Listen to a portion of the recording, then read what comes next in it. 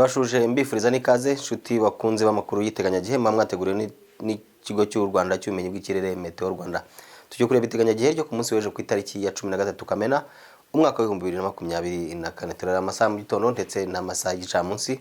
Turaza no kureba ku miyaga uko bizaba bimeze ku munsi w'ejo. Rero mu masaha ya mu gitondo tuzaramukana imiyaga iringaniye izakomeza no ku masaha y'igicamunsi kazabihuha ituruka mu majyepfo y'uburasirazuba bw'igihugu cyacu yerekeza mu bindi bice bigiye bitandukanye by'igihugu. Iyo miyaga ikazaba ifite umuvuduko hagati ya metero 3 kugeza kuri metero 6 mu isagonda. Biteganyijwe yuko rero ku munsi w'ejo mu ntara y'amajyepfo mu turere twose tugize iyo ntara nta mvura izaboneka aho ni mu masaha ya mu gitondo. Naho mu ntara y'uburengerazuba naho biteganyijwe yuko nta mvura tuzagira mu turere twose tugize intara y'uburengerazuba. Ubushyuhe bwo hasi buteganyijwe muri iyo ntara buri hagati ya -10 ndetse na -16. Akarere ka Nyabihu muri iyo ntara y'uburengerazuba niko karere biteganyijwe ko kazaba gakonje ugereranyije n'utundi turere mu gihugu. Naho mu ntara y'amajyaruguru mu turere naho tugize iyo ntara biteganyijwe ko nta mvura tuzagira mu masaha ya mu gitondo. Ubushyuhe bwo hasi buteganyijwe buri hagati ya -13 ndetse na -16. Mu ntara y'Iburasirazuba naho biteganyijwe ko ku munsi w'ejo mu masaha ya mu gitondo nta mvura tuzagira mu turere twose tugize intara y'Iburasirazuba. Biteganyijwe ko tuzagira ubushyuhe hagati ya -15 ndetse na -17.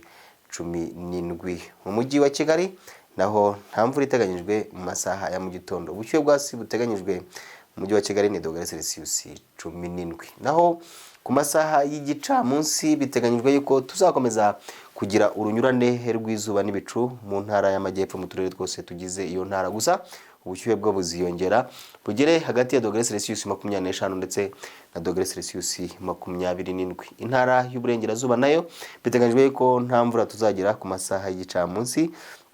Ubushyuhe bwo hejuru buteganyijwe muri iyo ntara buzaburi hagati ya -23 ndetse na -27. Intara y'amajyaruguru naho biteganyijwe ko nta mvura tuzagira ku masaha y'igicamunsi. Biteganyijwe ko tuzaba dufite ubushyuhe hagati ya -23 ndetse na -26.